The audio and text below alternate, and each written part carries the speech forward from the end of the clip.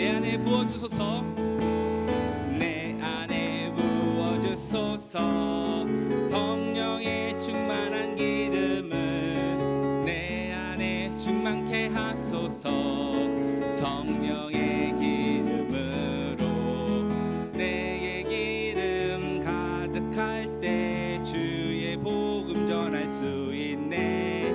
내의 기름 가득할 때 주의 사랑 베푸네. 그날에 우리 주님께서 밤중에 찾아오실 때에 기름 준비된 자만이 잔치 자리 들어가네.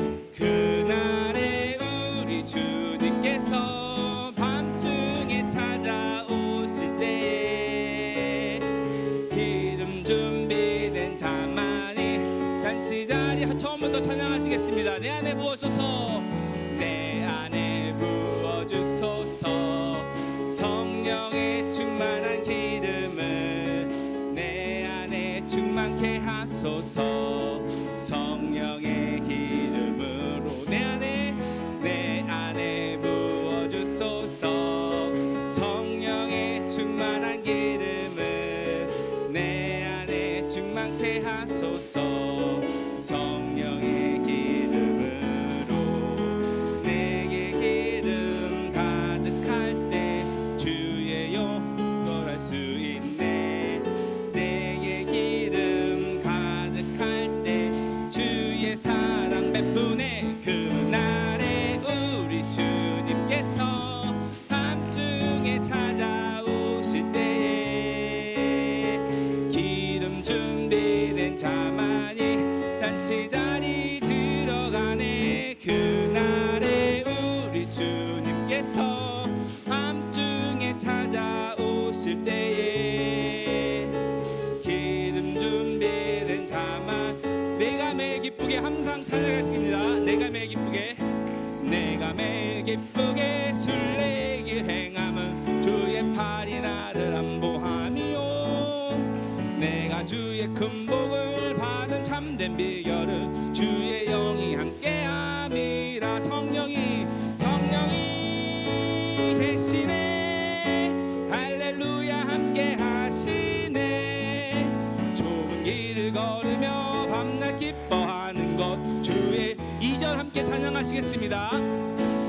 전에 죄에 빠져서 평안함이 없을 때 예수 십자가의 공로 힘입어 그 발 아래 엎드려 참된 평화 얻음은 주의 영이 함께함이라. 성령이 계시네. 할렐루야 함께 하시네.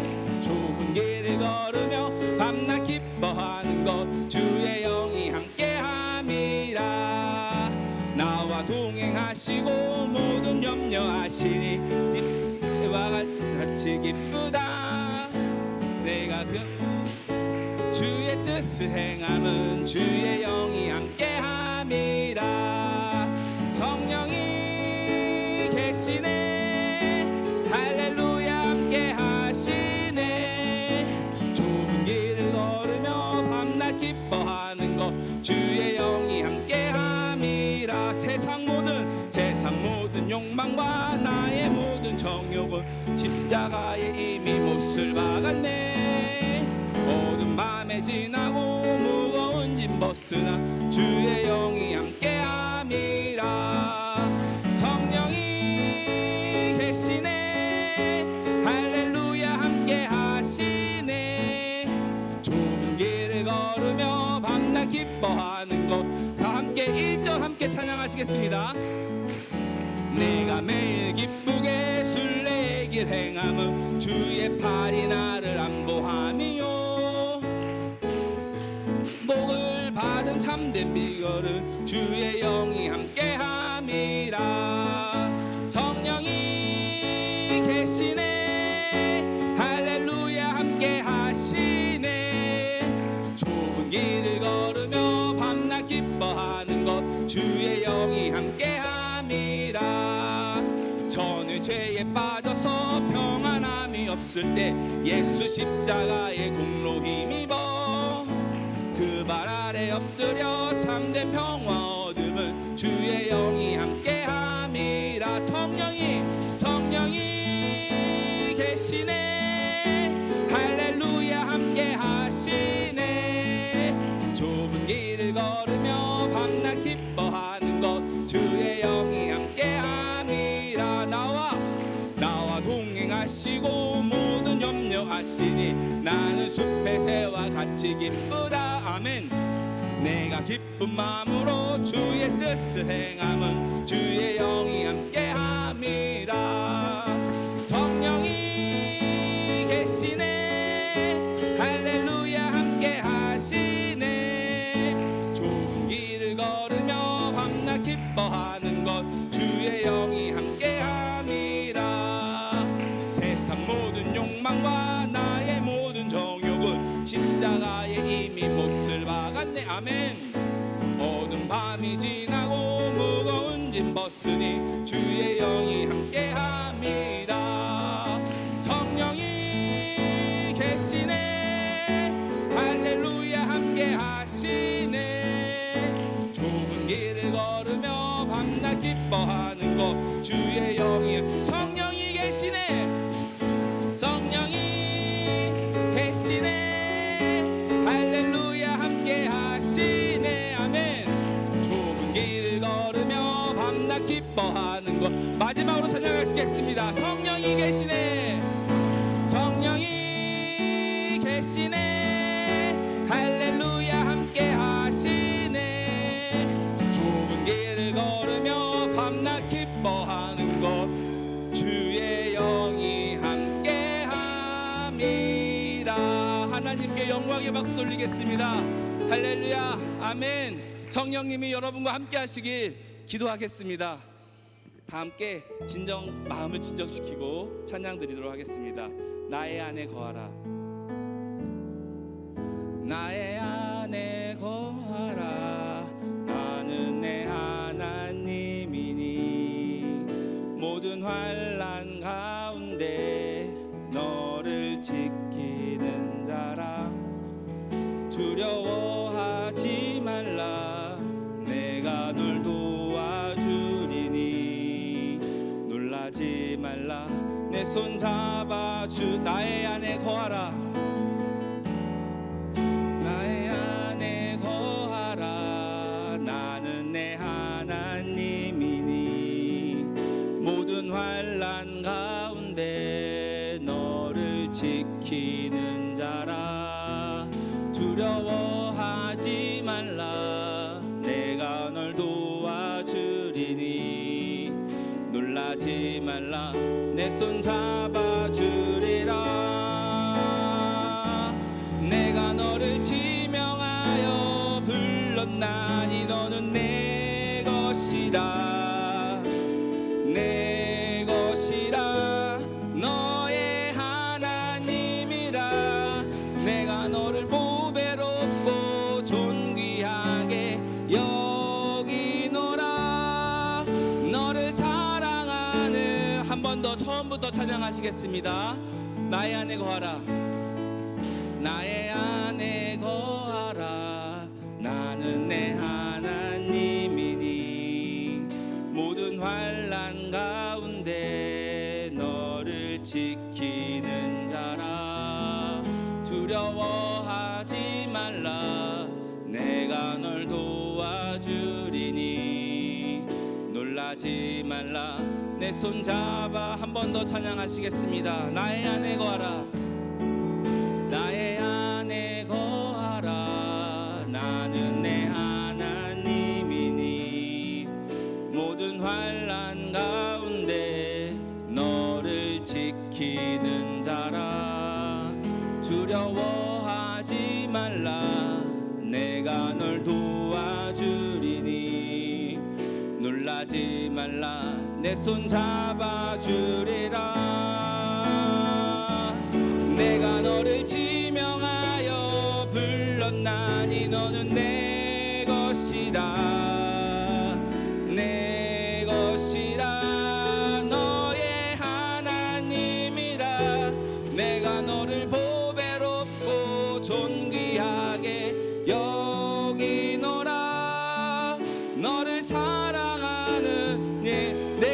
지명하여 불렀나니 내가 너를 지명하여 불렀나니 너는 내 것이라 내 것이라 너의 하나님이라 내가 너를 보배롭고 존귀하게 여기노라 너를 마지막으로 한 번 더 간절하게 찬양하시겠습니다. 내가 너를 지명하여 불렀나니 내가 너를 지명하여 불렀나니 너는 내 것이라 내 것이라 너의 하나님이라 내가 너를 보배롭고 존귀하게 여기노라 너를 사랑하는 내 여호와라 나 가진 재물 없으나 나 남이 가진 지식 없으나 나 남에게 있는 건강 있지 않으나 나 남이 없는 것 나 가진 재물 없으나 나 가진 재물 없으나 나 남이 가진 지식 없으나 나 남에게 있는 건강 있지 않으나 나 남이 없는 것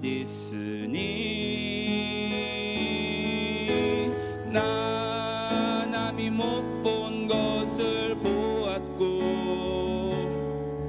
나 남이 듣지 못한 음성 들었고 나 남이 받지 못한 사랑 받았고 나 남이 모르는 것 깨달았네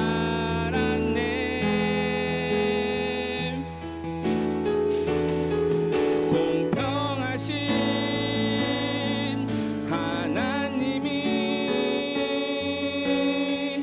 나 남이 가진 것만 없지만 공평하신 하나님이 나 남이 없는 것 공평하신 하나님이 공평하신 하나님이 나 남이 가진 건 나 없지만 공평하신 하나님이 나 남이 없는 것 같게 하셨네. 다 같이 눈은 감고 기도하겠습니다. 정말 마지막 찬양처럼 나는 세상에 비해 가진 것도 없고 세상에 비해 아는 것도 없지만 하나님을 알았기 때문에 하나님을 만났기 때문에 하나님이 우리를 찾아오셨기 때문에 이 자리에 나온 것임을 다 함께 고백하면서 온전히 우리 주 왕 대신 하나님을 바라보며 오직 주님만을 찬양하며 오직 주님께 나의 모든 것을 맡기며 우리 다 함께 기도하길 원합니다. 진정으로 우리의 마음을 바쳐서 기도하길 원합니다. 전심으로 우리의 마음을 바쳐 기도하길 원합니다. 우리 다 함께 주여 한번 부르짖고 주님께 기도하길 원합니다. 기도하겠습니다. 주여 할렐루야. 사랑이 많으신 아버지 감사합니다. 정말 진정 우리를 이 자리에 불러주셔서 주 앞에 나오게 하시고 정말 진정 우리를 불러주셔서 주님을 만나게 하시면 감사합니다. 주님을 만난 것은 나의 노력이 아니라 나의 재능이 아니라 오직 아버지의 힘임을 고백합니다. 내가 만나고 싶어서 만난 주님이 아니라 내가 만나야 돼서 만난 주님이 아니라 주님께서 아무런 대가 없이 우리를 찾아하셨습니다. 그 수많은 사람 중에 우리를 선택하셨습니다. 그 수많은 사람 중에 주님을 만나주게끔 허락하여 주셨습니다. 주님 정말 우리가 주님께 나와 예배드릴 수 있는 것은 나의 나의 힘, 나의 능력, 나의 재능이 아니라 온전히 주님을 만났기 때문임을 고백합니다. 아버지, 이 만남을 다음 세대에도 허락하여 주시옵소서. 이 만남을 성도님의 자녀들에게도 허락하여 주시옵소서. 나만 만나고 나의 옆 사람만 만나는 것이 아니라 나의 자녀들도 주님의 사랑을 경험하며 주님을 만날 수 있도록 주님 인도하여 주시옵소서. 영광이 많으신 하나님 아버지, 다음 세대를 위해 기도합니다. 다음 세대가 주님을 만나고 다음 세대가 주님의 사용되는 도구가 될 수 있도록 하여 주시옵소서. 그 가운데 언제나 주님만을 바라보며 나의 힘과 나의 재능을 내려놓고 온전히 주의 말씀과 주님의 능력과 성령님을 의지하며 나가는 우리 다음 세대가 될 수 있도록 하여 주시옵소서. 할렐루야. 사랑이 많으신 하나님 아버지, 온전히 주님만을 바라봅니다. 온전히 주님만을 의지합니다. 아버지, 모든 것을 맡기며 모든 것을 아버지께 드립니다. 아버지, 다음 세대를, 이 예배를 이끌어 주시고 주관하여 주시옵소서.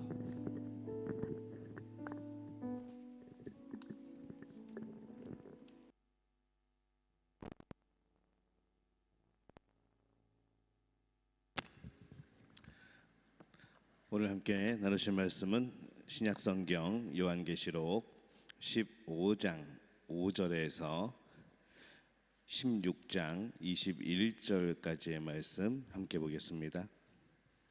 또 2일 후에 내가 보니 하늘에 증거 장막의 성전이 열리며 7 재앙을 가진 7 천사가 성전으로부터 나와 맑고 빛난 세마포 옷을 입고 가슴에 금띠를 띠고 네 생물 중에 하나가 영원토록 살아계신 하나님의 진노를 가득히 담은 금대접 7을 그 7 천사들에게 주니 하나님의 영광과 능력으로 말미암아 성전의 연기가 가득 차매 7 천사의 7 재앙이 마치기까지는 성전에 능히 들어갈 자가 없더라.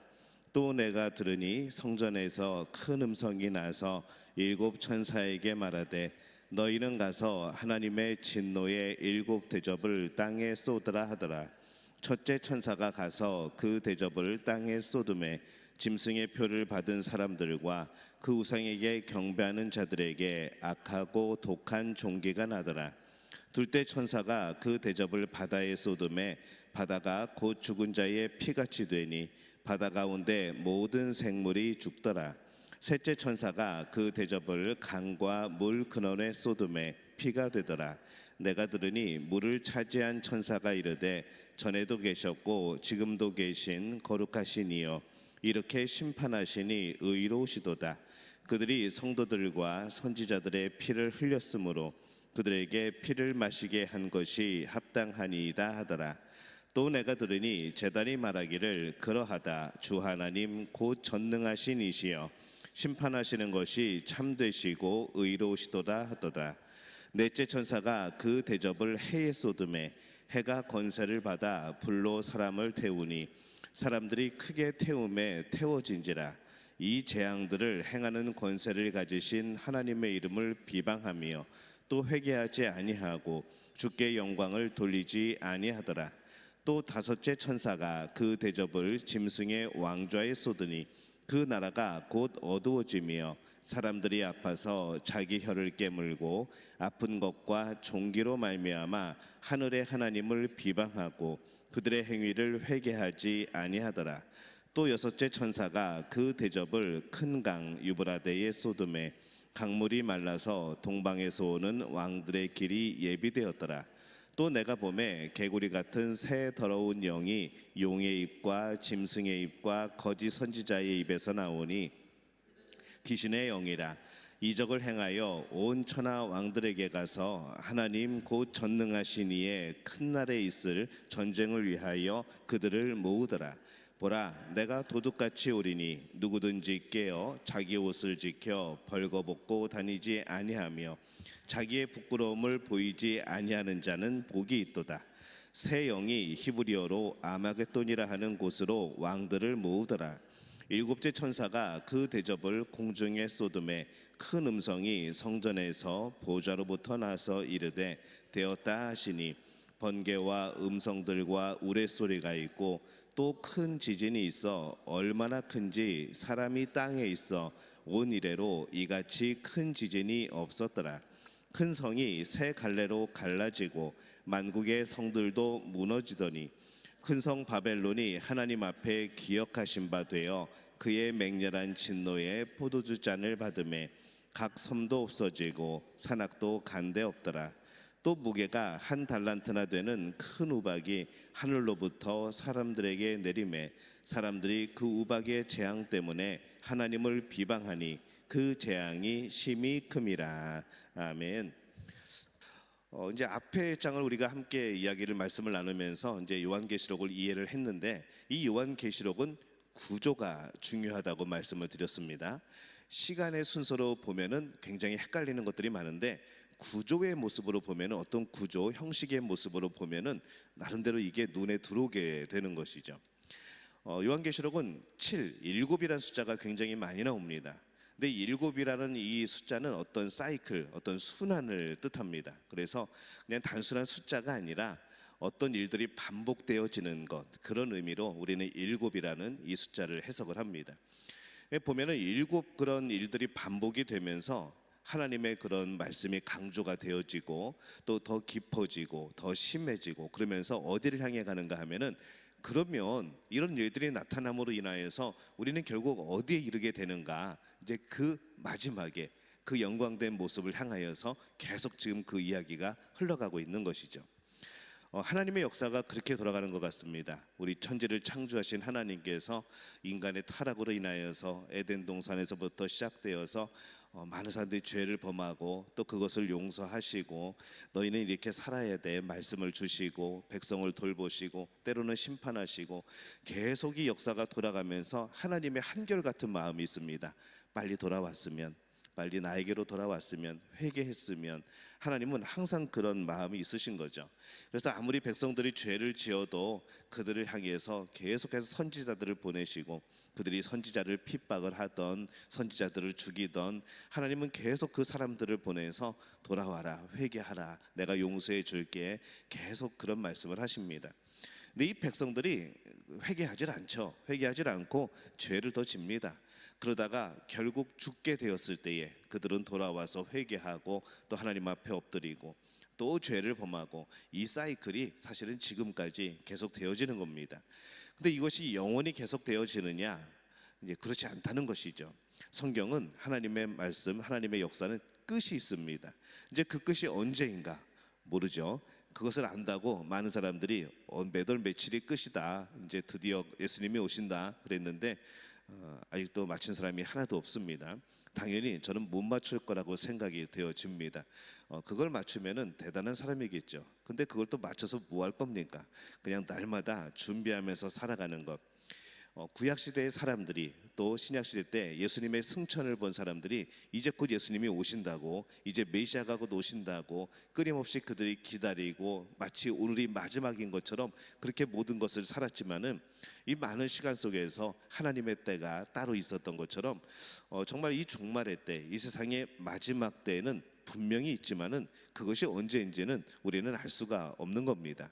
그것이 내일이라고 한다면, 그것이 모레라고 한다면, 몇 월 며칠 날 이제 이 세상이 종말이다라고 한다면은 그 사람이 하나님이 되어지게 되는 그런 구조가 되어지는 것이죠. 제자들이 묻습니다. 예수님에게 그때가 언제입니까? 그랬더니 나도 몰라, 우리 하나님 아버지만 아셔라고 말씀을 하시죠.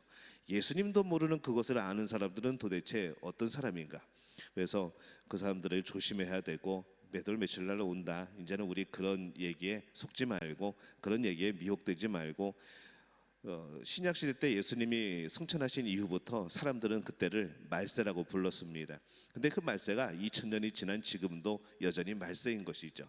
그렇다고 한다면 우리가 방심하며 살아갈 것인가? 그러면 안 되는 것이죠. 방심할 것이 아니라 여전히 우리 신약 시대의 초대교회 사람들처럼, 꼭 오늘이 마지막처럼, 꼭 내일이 마지막처럼 하나님을 그렇게 섬기고 내 믿음을 점검하고 이렇게 살다 보면은 그날은 언젠가는 올 것이죠. 그게 우리 때에 올지, 아니면 우리 자녀들 세대에 올지, 아니면은 그 후에 뭐 몇 세대가 지난 다음에 올지, 그거는 우리의 소관이 아니라는 겁니다. 바라기는 그 사이에 많은 이들이 구원을 받았으면 좋겠고, 그 사이에 많은 이들이 정말 하나님을 기쁘게 하는 일들을 행했으면 좋겠고, 또 그 사이에 우리에게 주어진 그런 사명들을 잘 감당해서 하나님이 기억하신 바 되는 그런 삶을 사는 것이 우리가 종말의 삶을 살아가는 그런 모습입니다. 우리 사중복음에 보면은 중생, 성결, 신유, 재림 이렇게 되어 있습니다. 우리는 재림의 신앙이 있죠. 예수님이 오신다는 것. 예수님이 안 오시고 영원의 역사가 계속된다고 그러면은 누가 열심히 살겠습니까? 그냥 막 대충 신나게 살다가 예수님이 아마 이때쯤 오실 거야. 그리고 그때쯤 가서 열심히 믿고 회개하고, 이건 너무나 좀 속이 뻔히 들여다 보이는 그런 삶 아니겠습니까? 근데 재림의 신앙은 그때가 언제인지 모르기 때문에 항상 주 앞에서 거룩하게, 경건하게, 온전하게 살아가는 그런 삶을 살아야 되는 것이죠. 그래서 우리 사중복음에 중생, 성결, 신유, 재림이 있는 이유가 이제 그러한 이유입니다. 하나님의 역사가 계속 사이클처럼 돌아가고 있습니다. 요한계시록 16장에는 7 대접을 쏟는 장면이 나오죠. 근데 7 대접을 쏟는 장면이 무엇과 비슷한가 하면 7 나팔과 구조가 닮아 있습니다.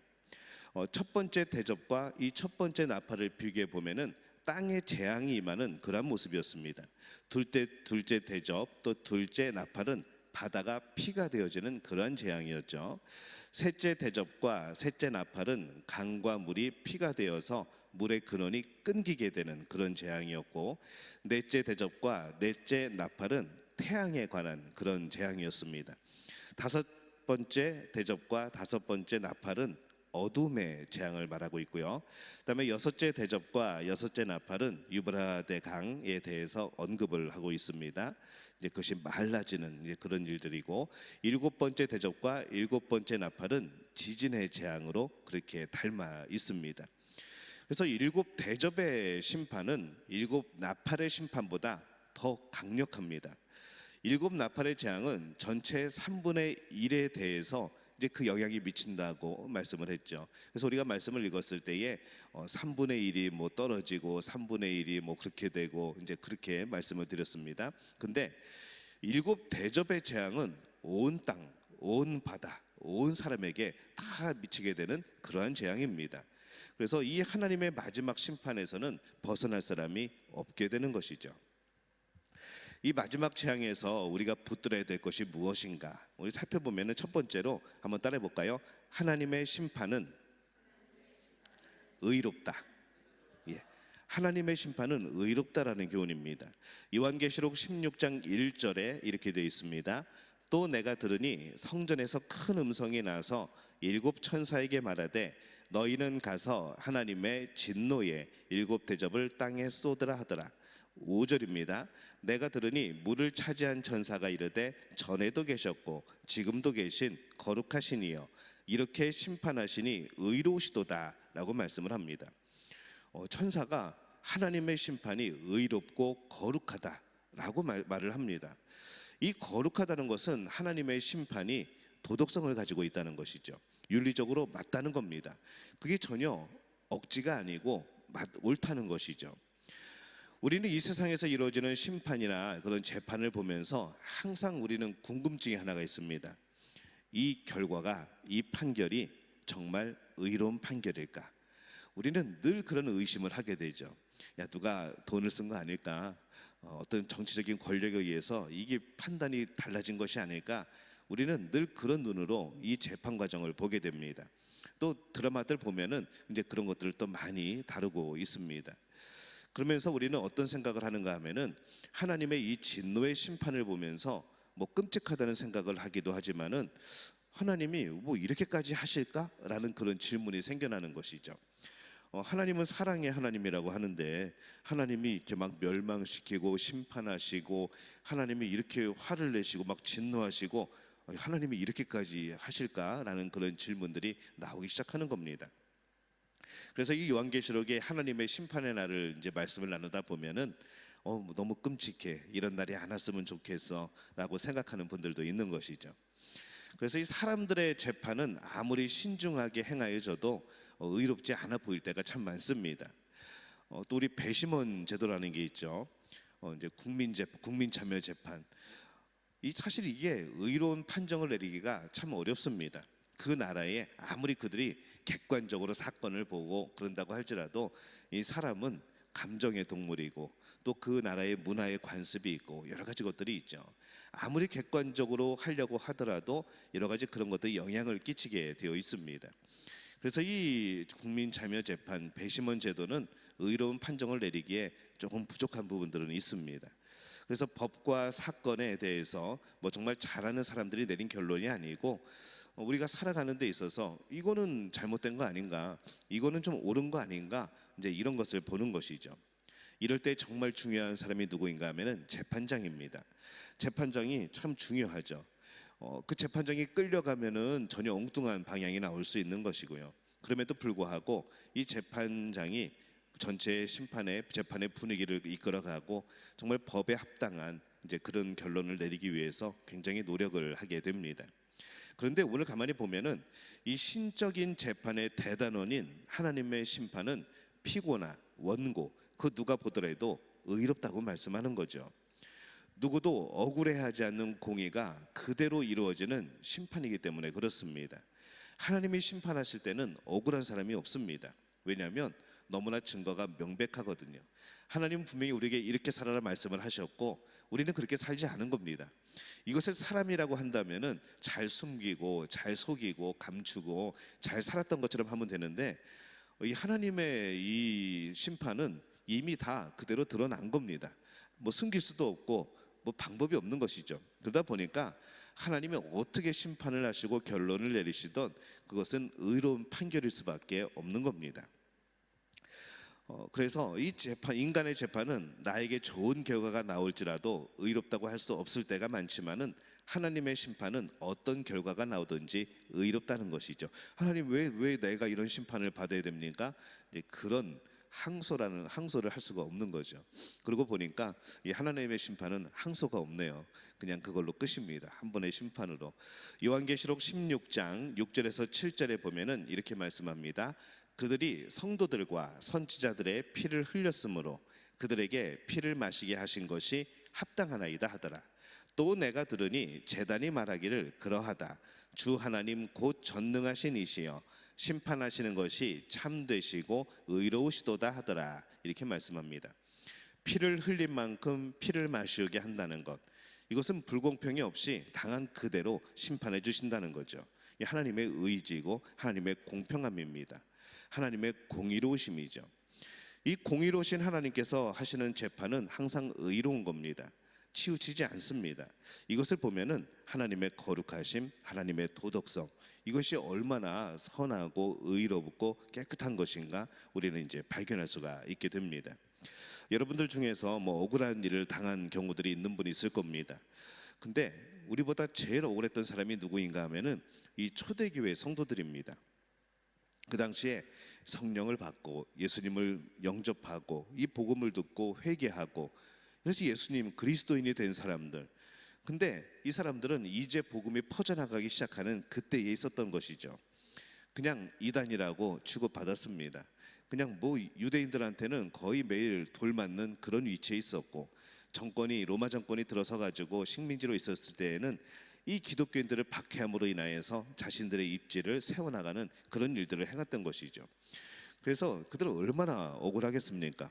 예수님을 믿은 것뿐인데 구약 때부터 그렇게 기다려오던, 유대인들이 그렇게 기다려오던 메시아가 왔는데, 그래서 그 메시아를 믿었는데 그 메시아를 믿는다고 돌맞고 죽고 사형장에 끌려나가고 탄압을 받고 옥에 갇히고.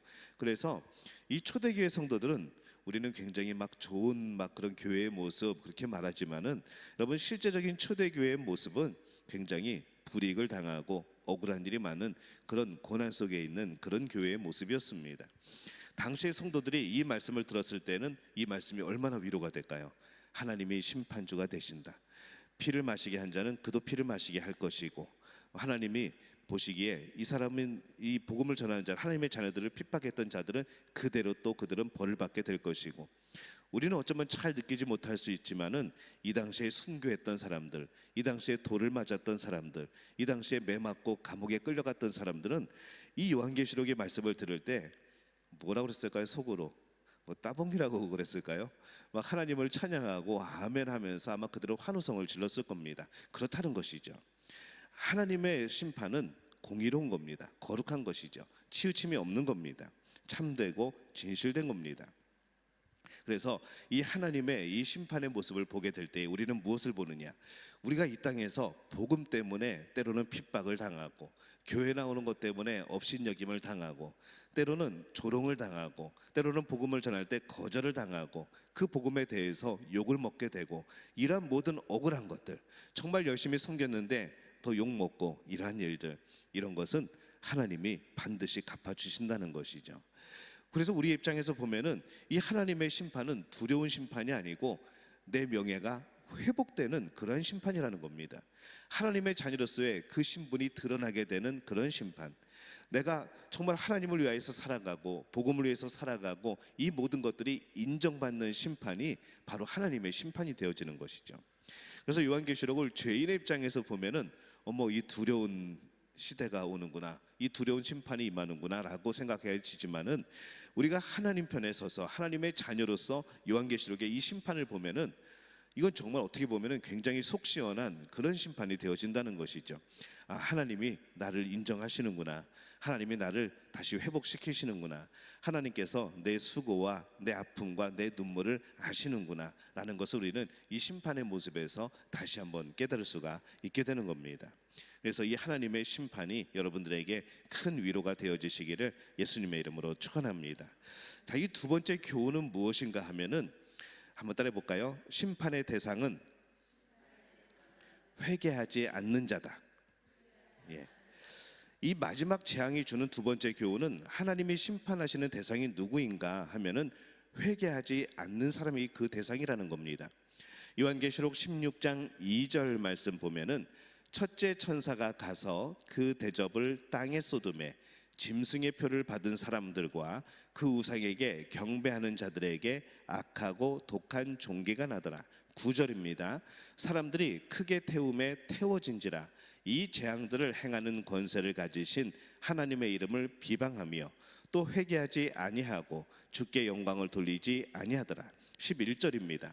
아픈 것과 종기로 말미암아 하늘의 하나님을 비방하고 그들의 행위를 회개하지 아니하더라. 지금 심판이 임하고 있는데 이 사람들의 모습은 어떻습니까? 회개하지 않습니다. 오히려 하나님을 대적하는 것이죠. 하나님의 심판을 받는 자는 회개하지 않는 자입니다. 회개하지 않는 자를 영어로 번역하면 they refused to repent라는 단어를 씁니다. 이렇게 문장을 쓰는데 이게 어떤 뜻인가 하면요, 단순히 회개하지 않는 자가 아니라 맞아 죽어도 회개하지 않는 자, 그런 의미입니다. 그러니까 어떻게 해도, 때린다고 해도, 죽인다고 해도 회개하지 않는 자, 얼마나 강박하고 얼마나 마음이 완악하면 그러겠습니까? 우리 그렇게 해석하는 것이죠. 그래서 이 하나님의 심판을 받는 자는 너 지옥에 가, 너 이러면 하나님의 심판받아, 어쩌면 더 이상 너의 생명이 이어지지 않을 수도 있어, 이렇게 해도 회개하지 않는 그런 완악한 사람들의 그런 모습을 뜻하는 겁니다. 이런 사람들이 하나님의 심판을 받는다는 것이죠. 이렇게 강한 표현을 쓰는 이유가 있습니다. 우리는 무슨 생각을 하는가 하면은 우리 처음에 드렸던 질문이죠. 국률하신 하나님인데, 사랑의 하나님이고 은혜의 하나님인데 왜 하나님이 심판을 하시지? 라는 것이죠. 이게 우리의 질문입니다. 아니, 우리를 사랑하시는 하나님인데 그냥 용서해 주시고 받아주시면 안 되나? 그냥 국률이 여기셔서 너희들이 연약한데 어떡하겠어, 뭐 그럴 수도 있지, 그럴 죄를 지을 수도 있지, 그렇게 좀 넘어가 주시면 괜찮은데 왜 굳이 심판을 해가지고 멸망시키시고 영원한 죽음에 이르게 하시고 그렇게 하는가? 우리는 이 질문들을 던질 수 있다는 것이죠. 세상 사람들은 그 질문을 던지고 있습니다. 너희 하나님은 사랑의 하나님이라며, 너희를 위해서 예수님을 십자가에 못 박게 죽이신 분이라며, 근데 왜 심판해서 왜 사람들을 그렇게 영원한 멸망으로 몰아가셔? 라고 물어보는 겁니다. 여기에 대한 대답인 것이죠. 하나님은 그냥 우리를 놔둔 것이 아닙니다. 우리가 잘못된 길로 접어들 때, 우리가 죄를 짓게 될 때에, 우리가 하나님으로부터 멀어지게 될 때에 반드시 우리에게는 어떤 일들이 있었습니다. 그것이 나를 회개하는 그런 동기의 부여의 일이었고, 내 길이 하나님과 멀어져 있는가 가까워져 있는가 이것을 돌이켜 볼 수 있는 여러 가지 우리의 사건들이 있었고, 또 우리가 하나님과 멀어지고 복음과 멀어지게 될 때에 다시 깨닫게 하시는 은혜들이 사건들이 있었다는 것이죠. 여러분, 지금까지 인생을 살아오면서 하나님이 나를 돌이키시는 사건, 내 마음에 찔림이 있었던 그런 일이 없다고 그러면은 여러분 어떻게 보면 굉장히 헛되게 신앙생활 하신 겁니다. 왜냐하면 하나님은 한 번도 여러분을 포기한 적이 없으시거든요. 여러분들이 하나님과 멀어질 때는 분명히 어떤 일들을 통하여서 깨달음을 주셨고, 여러분들이 죄를 향하여 갈 때는 마음의 그런 거리낌과 이거 죄인데라는 불편함과 양심의 소리들과 또 여러 가지 주변의 음성들과 그런 상황의 어려움들이 있었다는 것이죠. 하나님은 그렇게 해서라도 우리를 끝까지 회개시켜서 하나님의 자녀로 살아가게, 천국의 백성으로 살아가게 그렇게 계속해서 일하고 계신 겁니다. 하나님이 하나님이시라고 해서 큰 일을 한다고만 생각하시면 여러분 굉장한 오해입니다. 하나님은 바쁘셔. 왜 바쁘신가 하면은 저 우주에 많은 별들을 부딪히지 않게 운행하셔야 되고, 여러 가지 그런 큰 일들, 우리가 알 수 없는 많은 그런 초자연적인 일들을 행하시기 때문에 바쁘실 것 같아라고 우리는 생각하는 것이죠. 우리는 우리의 능력의 한계로 하나님을 봅니다. 우리가 지금 이 자리에 있지만은 생각이 딴 데 가 있지 않는 이상은 우리의 몸이 다른 데 또 있을 수가 없죠. 있으면은 이제 그것은 영화나 드라마가 되는 것이고요. 우리는 지금 이 자리에 있습니다. 그러면 우리는 다른 사람들이 말하고 있는 내용을 들을 수가 없습니다. 근데 하나님은 가능하시다는 거죠. 하나님은 공간에 묶여 계신 분이 아니고 하나님은 시간 안에 묶여 계신 분이 아닌 것이죠. 그렇기 때문에 이곳에서 우리의 기도를 들으시고 우리의 예배를 받으시지만은 지금 다른 교회에서 드리는 수요 예배에 또 거기서 또 영광을 받으시고 또 찬양을 받으시는 겁니다. 하나님은 그런 분이시죠. 그 하나님이 우리 각 사람 각 사람의 상황 속에서, 각 사람 각 사람의 시간 속에서 역사하고 계시고, 하나님은 일하고 계시는데 그 일이 무엇인가? 바로 우리를 죄에서 돌이키게 하시는 것, 우리에게 깨달음을 주시는 것, 우리가 말씀대로 하나님의 뜻대로 하나님의 자녀로서 살아가게 하는 이 모든 일을 하나님은 하고 계신 거죠. 그래서 하나님이 일하신다는 것, 그런 의미입니다. 그러면은 하나님은 일하시는데 우리는 뭐 하고 있느냐? 하나님이 열심히 일하십시오, 나는 인생을 즐기겠습니다. 우리는 그럴 수도 있다는 것이죠. 근데 성경은 뭐라고 하십니까? 하나님은 뭐라고 하십니까? 예수님은 뭐라고 합니까? 하나님께서 일하시니 나도 일한다 라고 말씀을 하시는 거죠. 하나님께서 일하실 때 여러분도 일하셔야 되는 겁니다. 일한다고 하니까 또 목사님이 또 어디 봉사라고 하시나 보다 라고 생각을 하실 수도 있는데, 그런 일들도 필요하죠. 하지만은 우리도 일한다는 것은 무엇인가 하면은 그 하나님의 일하심에 응답해야 된다는 것이죠.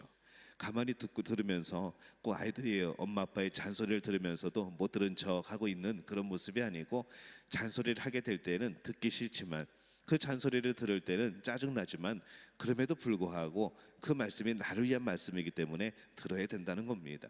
하나님께서 일하실 때 반응하는 그런 여러분들이 되어지시기를 예수님의 이름으로 축원합니다.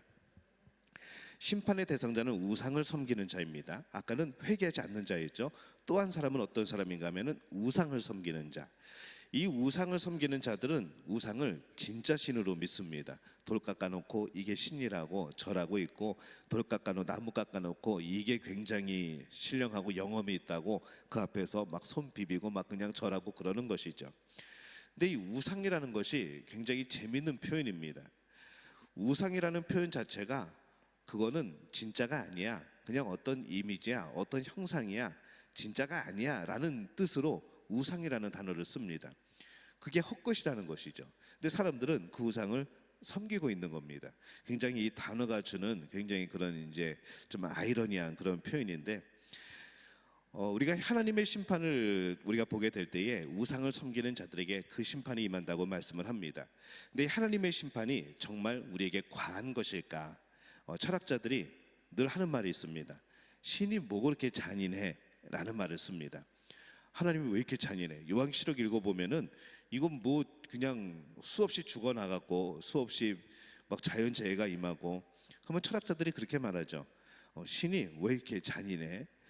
하나님의 심판은 정말 너무 과한 거 아니야? 그렇게 말을 합니다. 근데 하나님의 심판이 의롭다라는 것을 전제로 하게 되면은 그 심판은 전혀 과한 게 아니라는 것이죠. 그 안에 심판 전에 얼마나 애끓는 심정으로 회개를 강조하시는 이 하나님의 모습을 그들은 보지 못한 겁니다. 여러분의 삶에 여러분이 회개할 때까지, 그 심판에 이르기 전까지 하나님은 계속하여서 여러분들의 마음을 두드리실 겁니다. 이렇게 살아야 돼, 이 길이 옳은 길이야, 이렇게 하는 것이 영광 돌리는 길이야, 이것이 네가 사는 길이야, 계속 그렇게 말씀하실 거라는 것이죠. 그래서 심판은, 하나님의 심판은 의로운 겁니다. 신데렐라가 황금마차를 타고 이제 갑니다. 언제 그게 모든 것이 끝나죠? 자정이 되면 끝납니다.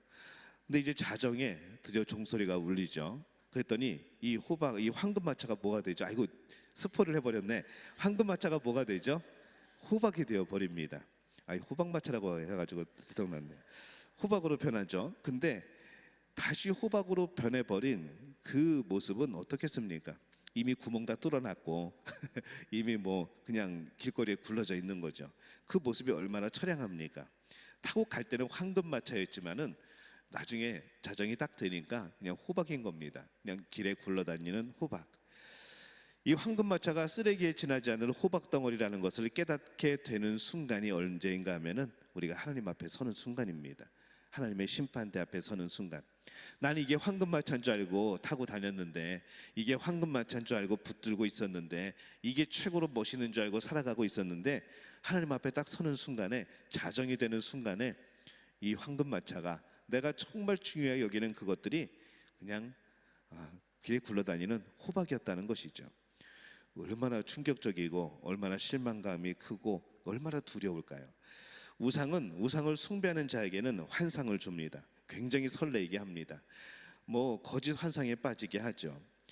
그 사람한테만 붙어 있으면, 어떤 우상만 섬기면 굉장히 안전할 것 같고, 막 복이 굴러 들어오는 것 같고, 안 되는 일이 잘 되는 것 같고, 그러지만은 그거는 황금마차입니다.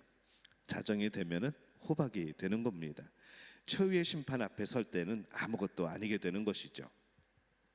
그래서 이 우상 숭배를 하는 우리의 모습은 언제나 회개함으로 돌이켜야 됩니다. 우상이 별다른 게 아니죠. 하나님보다 더 사랑하는 것. 그것이 내 남편이 될 수도 있고, 내 아내가 될 수도 있고, 내 자녀가 될 수도 있고, 그 어떤 사람이 될 수도 있고, 물질이 될 수도 있고, 이 세상에 있는 그 어떤 것이 될 수도 있습니다. 하나님보다 더 사랑하는 것은 다 우상인 것이죠. 그것은 하나님 앞에 섰을 때 정말 아무것도 아닌 게 되어지는 겁니다. 지금도 늦지 않았습니다. 지금 아직 자정이 되지 않은 것 같아요. 자정이 다가오고 있지만 아직은 되지 않았습니다. 그래서 언제나 우리는 돌이킬 수 있다는 것이죠. 이 마지막 재앙이 주는 이 교훈의 세 번째는 한번 따라해 볼까요? 재앙에서 건지시는 예수님. 요한계시록 16장 12절에서 14절에 보면은 이렇게 말씀을 합니다. 또 여섯째 천사가 그 대접을 큰 강 유브라데의 소돔에, 강물이 말라서 동방에서 오는 왕들의 길이 예비되었더라. 또 내가 보매 개구리 같은 새 더러운 영이 용의 입과 짐승의 입과 거짓 선지자의 입에서 나오니, 그들의 귀신은 영이라. 이적을 행하여 온 천하 왕들에게 가서 하나님 곧 전능하신 이의 큰 나라에 있을 전쟁을 위하여 그들을 모으더라. 이렇게 말씀을 합니다. 개구리 같은 새 더러운 영이 용의 입과 짐승의 입과 거짓 선지자의 입에서 나오는 것. 그들은 귀신의 영, 속이는 영이라고 말을 하죠. 왕들이 전쟁을 준비하는데 속이는 영에게 넘어가서 이 일이 벌어지고 있다는 겁니다. 이 전쟁을 하긴 하는데 왜 전쟁을 하는가? 이 전쟁은 무엇인가? 영적인 전쟁입니다. 하나님을 향해서 전쟁을 하는 것이죠. 근데 왜 이렇게 되었는가? 속이는 영에게 넘어가서 그렇게 되었다는 겁니다. 이 속이는 영에게 넘어가면은 하나님을 대적하게 되어 있습니다. 하나님과 적이 되어 버리는 겁니다. 이 살 방법이 없는 것이죠. 근데 그것이 본인들이 막 내가 그렇게 해야지 그렇게 돼서 되는 게 아니고, 이 속이는 영에게 마음을 주게 된 거고, 생각을 주게 된 거고, 그냥 쓰임을 받게 내가 무방비 상태로 있었던 것이죠. 온 왕들이 마른 강 위를 쉽게 건너는 모습이 나옵니다. 여섯째 천사가 대접을 유브라데 강에게 쏟아서 강이 말라버려서, 강이 말라버렸다는 것은 이제 전쟁이 벌어진다는 것이죠. 강물이 깊으면은 어떻게 건너와서 전쟁을 합니까? 요즘 같으면 다리도 있고 날라서 오기도 하고 다리를 새로 놓기도 하고 그러면 되는데, 그 당시에는 날아갈 방법이 없죠. 그 강을 뛰어넘을 방법도 없고, 그러면 언제 전쟁이 시작되는가? 그 강이 말랐을 때, 그때 이제 군사들이 그때 이제 전차들이 그때 말들이 건너와서 전쟁을 하는 겁니다. 안 그러면은 옆에 나라하고 같이 해가지고 그 땅을 돌아서 전쟁을 해야 되는 것이죠. 그래서 이 성경에 나오는 유브라데 강이 말라버렸다. 이것은 이제 전쟁이 시작되는 것이 시작되었다는 그런 의미를 가지고 있습니다. 동방에서 오는 왕들이라고 말합니다. 우리 동방 그러면 뭐가 생각나죠? 동방박사 생각납니다. 페르시아에 있는 그쪽에 있는 그런 박사들을 의미를 하죠. 동방박사는. 근데 이 동방에서 전쟁을 위해서 오는 왕들에 대한 내용이 어디에 나오는가? 이사야서에 나옵니다. 이사야서 41장 2절에 보면은 이렇게 말씀을 하죠. 함께 읽어볼까요? 누가 동방에서 사람을 일깨워서 공의로 그를 불러 자기 발 앞에 이르게 하였느냐? 열국을 그의 앞에 넘겨주며 그가 왕들을 다스리게 하되 그들이 그의 칼에 티끌 같게 그의 활에 불리는 초계 같게 하매. 이렇게 말씀을 하죠. 이 페르시아와 바벨론의 국경이 유브라데 강이 말랐을 때 시작이 되었습니다. 이 침투할 기회가 생겼다는 것이죠. 하나님의 심판을 어떻게 표현하는가? 이 유브라데 강이 마른다, 강이 말른다, 이렇게 표현을 하는 겁니다. 그러면 그들은 쳐들어올 것이고 전쟁은 이제 시작될 것이고 그것은 심판의 전쟁이다라고 이미 예언을 했던 것이죠. 이사야서 44장 27절에서 28절에 보면은 기품에 대하여는 이르기를 마르라 내가 내 강물을 마르게 하리라 하며 고레스에 대하여는 이르기를 내 목자라 그가 나의 모든 기쁨을 성취하리라 하며 예루살렘에 대하여는 이르기를 중건들이라 하며 성전에 대하여는 내 기초가 놓여지리라 하는 자니라. 이렇게 말씀을 합니다. 페르시아의 고레스 왕이 전쟁을 하기 위해서 유브라데 강을 건너서 벨사살 왕을 치게 되죠. 그래서 이 전쟁은 항상 똑같은 이미지로 성경에 표현이 됩니다. 강이 마른다. 이것은 무슨 뜻이라고요? 전쟁이 시작된다. 그런 의미로 쓰여집니다. 그런 역사적인 기반에서 이렇게 표현을 하는 것이죠. 그러면 요한계시록에 유브라데 강이 마른다. 그러면 이것을 든 편지를 받은 사람들은 뭘 생각했을까요? 아, 전쟁이 시작되는구나. 근데 이 전쟁이 어떤 전쟁인가? 영적인 전쟁. 하나님을 대적하는 이 땅의 왕들이 벌이는 전쟁. 하나님을 대적하는 이 땅에서 이 악한 영, 속이는 영들에게 넘어간 사람들이 벌이는 하나님을 대적하는 전쟁, 이것이 벌어지는구나 라고 우리는 해석하게 되어지는 겁니다. 우리가 이 마르는 강에 대한 표현들은 성경에 많이 나옵니다. 요단강이 말랐었고요, 또 홍해가 말랐었죠. 이제 이 대표적인 것이 이제 강 마름의 대표적인 그런 의미들입니다. 여러분, 요단강이 말랐을 때 그때 이제 가나안 땅으로 들어가는 과정의 그 사건이죠. 자, 여리고성 입장에서 여러분 생각해 보면은 여리고성에 있는 사람들이 이 강이 마른다는 의미를 몰랐을까요? 알았을까요? 알았죠. 이 사람들도 알았습니다. 강이 마른다? 항상 강이 말랐을 때 적군들이 쳐들어왔고 그 건너편에 있는 사람들이 쳐들어와서 전쟁이 벌어졌었고 이제 그런 것을 알기 때문에 이제 요단강에 이 이스라엘 백성들이 와서 머물다가 법궤를 먼저 보내고 제사장들을 보내고 건너왔을 때 이 여리고 사람들은 이미 간담이 선을 했던 겁니다. 아, 이게 무슨 일인가? 강이 말랐네. 강이 그것도 자연적으로 마른 게 아니고 하나님의 능력으로 강이 말랐네. 그러면 하나님은 누구 편이셔요? 이스라엘 백성 편인 것이죠. 그러니까 여리고 사람들은 간담이 선을 내린 이유가 그냥 간담이 선을 하거나 아니면 시원한 바람이 불어서 선을 한 게 아니고 저 백성들이 마른 강을 건너와서 우리를 치려고 하는데 하나님은 누구 편인가? 저 사람들 편이라는 것이죠. 그러니 그것이 얼마나 두려웠겠습니까? 그래서 그들은 그렇게 표현합니다. 간담이 선을 하였다. 그렇게 표현을 했던 것이죠. 이 당시의 이스라엘 백성들은 아마 굉장히 놀랐을 겁니다. 이 구약의 홍해가 갈라졌을 때, 마른 땅이 되었을 때 그것을 보면서 야, 하나님이 이런 분이신가? 강을 마르게 하셔서라도 건너가게 하시고 강을 마르게 하셔서라도 우리로 하여금 저 땅을 치게 하시는 그런 하나님이 아니신가? 그러면서 이스라엘 백성들은 그 홍해가 갈라지는 모습 속에서 굉장한 능력의 하나님, 거룩하신 하나님을 발견하게 되어지는 겁니다. 이제 마른 땅이 되게 될 때에, 유브라데 강을 마르게 될 때에 이제 심판을 시작하시는 거죠. 이것이 어떤 전쟁인가 하면 우리가 그렇게 영화 제목에서도 듣고 그렇게 요한계시록에서 엄청나게 등장을 했던 아마겟돈이라는 최후의 전쟁의 모습입니다. 요한계시록 16장 16절입니다. 새 영이 히브리어로 아마겟돈이라는 곳으로 왕들을 모으더라 이렇게 말씀을 합니다.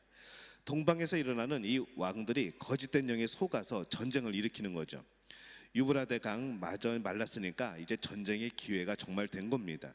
근데 이것이 영적으로 보면은 인류 종말의 전쟁이 되는 것이죠. 그것이 아마겟돈 전쟁입니다. 근데 이 아마겟돈이 도대체 어디냐? 우리가 이 요한계시록을 읽었을 때는요, 이 사람들은 아마겟돈이 어딘 줄 다 압니다.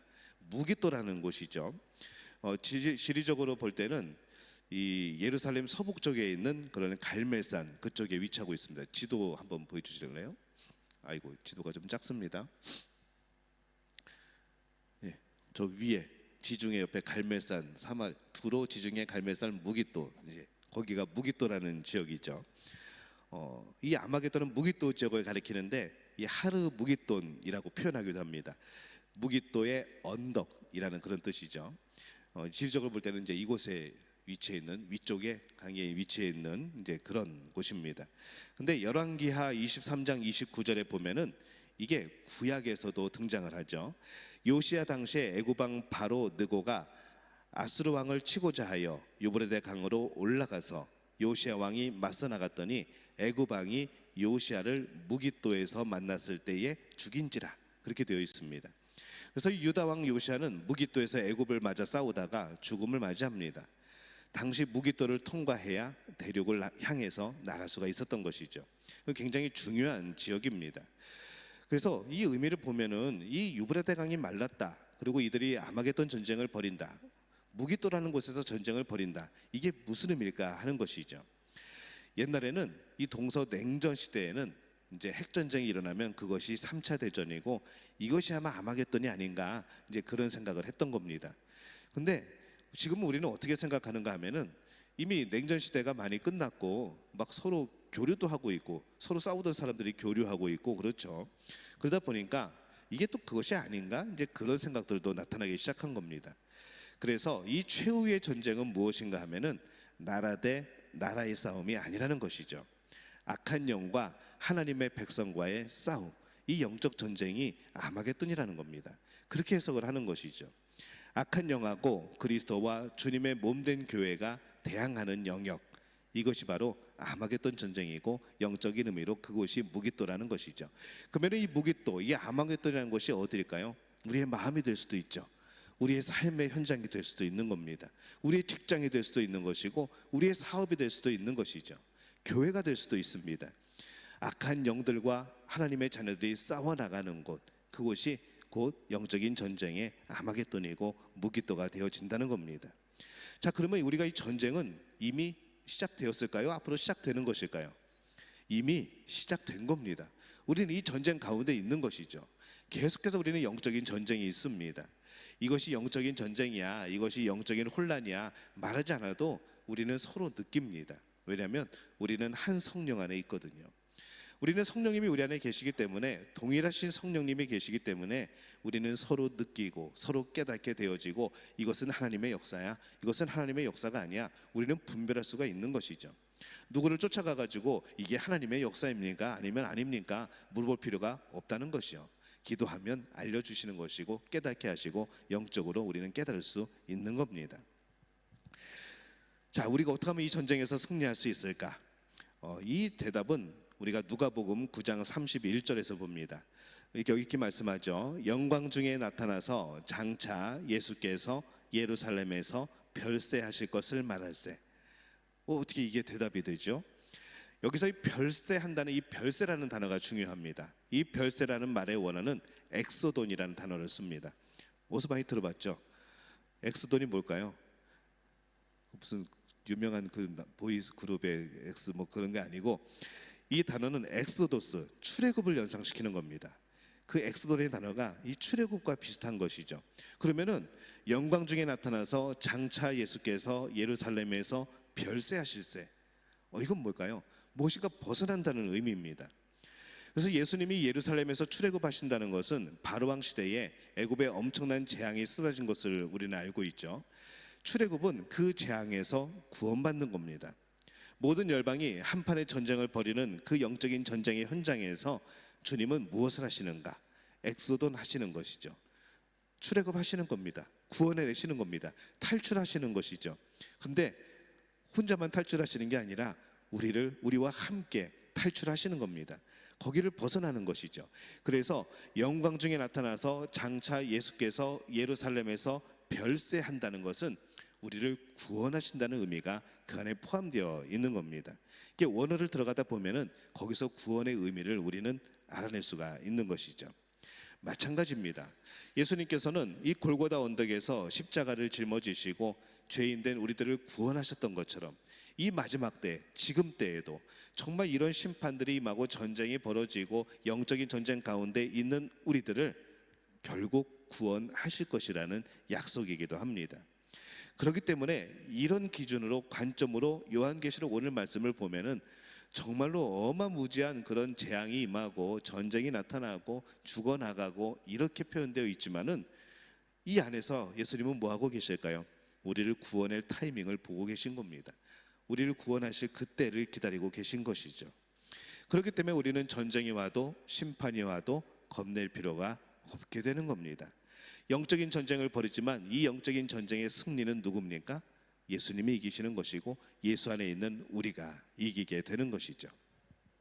휴거 같은 영화를 보면서 나는 못 올라가면 어떡하지? 나는 몸무게가 많이 나가는데 천사들이 붙들어줘야 되나? 막 이런 생각도 해보면서 제 아내랑 이런 얘기하면서 막 웃었는데 살을 빼야 되나? 막 그러면서 그랬었는데 뭐 그런 거 보면서도 우리는 무서워할 필요가 없습니다. 요한계시록을 읽으면서도 무서워할 필요가 없습니다. 요한계시록을 읽으면 읽을수록 힘이 나야 되는 것이죠. 야, 이런 재앙이 임해. 근데 하나님을 섬기는 너희들은 내가 구원해. 너희들은 내가 보호할 거야. 너희들은 내가 같이 있을 거야. 걱정하지 마 라고 말씀하시는 것이 요한계시록이라는 겁니다. 여러분, 어둠의 세력에 속지 마시기 바랍니다. 우리들도 망할 거야. 우리는 안 될 거야. 우리는 이미 실패했어. 그런 속삭임에 여러분 넘어가지 마시기 바랍니다. 하나님이 어떻게 집니까? 어떻게 하나님이 어둠의 세력에 넘어갑니까?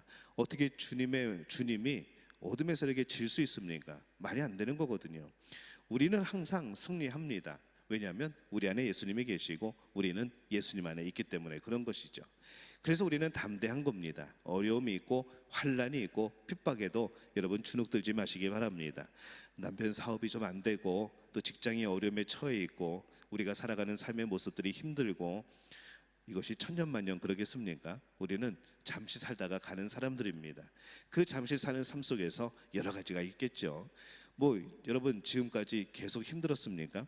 좋을 때도 있었습니다. 하나님이 부어주실 때도 있었고 정말 어려운 시기에 하나님께서 또 건너가게 해주셨고 그래서 오늘 우리는 살아오면서 지금도 어려운 시기를 건너가는 분들도 계시지만은 지금까지 여러분들 살아왔습니다. 지금까지 믿음 지켰고 지금까지 하나님을 섬기고 있고 지금까지 그 은혜 속에 살아가고 있고 오늘도 하나님을 붙들고 계신 것이죠. 아무 일도 없었던 것이 아닙니다. 다 이겨내고 하나님이 이겨내게 하셨고 하나님이 건져주신 겁니다. 우리가 그것을 생각하게 될 때에 이 절망은 항상 마지막처럼 보입니다. 환난과 고통은 항상 마지막처럼 보이죠. 난 이제 끝이야. 그런데 예수님은 말씀합니다. 끝이 아니야. 내가 있잖아 라고 말씀하시는 거죠. 오늘 이 심판의 모습 속에서 예수님이 말씀합니다. 내가 있잖아. 한번 따라해 볼까요? 내가 있잖아. 내가 있을 때는 이게 해결이 안 되는데 예수님이 내가 있잖아 라고 말씀하실 때는 길이 되어지고 생명이 되어지고 그것이 진리가 되어지는 겁니다. 오늘 그 예수님을 바라보면서 소망을 붙들고 절망의 한가운데에서 이 길이 있었구나. 예수님이 나의 길이구나. 그렇게 고백할 수 있는 우리 모든 믿음의 가족들이 되어지시기를 예수님의 이름으로 축원합니다.